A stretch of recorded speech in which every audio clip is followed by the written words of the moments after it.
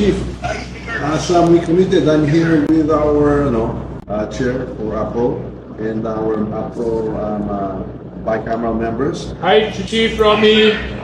Please kindly convey to the entire AFP, to our men and women in uniform, that as we committed, that the subsistence daily allowance from 150 to 350 has not only been affirmed but has been approved and is being signed right now. We will ratify the bicameral report this afternoon. So please tell them that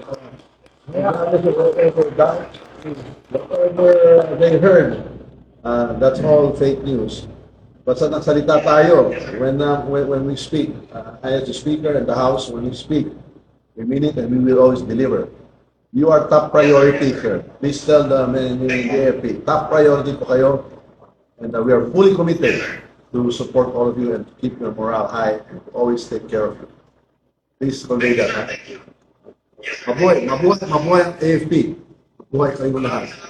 Okay.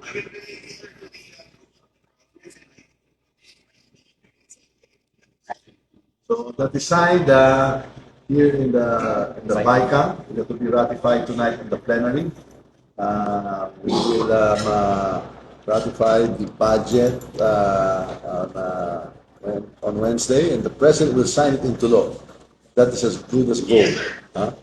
So I just wanted to allay any fears that there was anything other than what we had committed in Zambales to you and to the troops.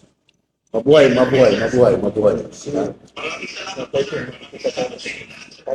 We look forward to our fellowship on the 13th. Aguinaldo. Okay. Mabuhay. Merry Christmas to all. Thank you. Yes. More will be coming. We'll be looking for more ways to support the troops. Assure them. We assure them more for next year as well. Thank you. Thank you.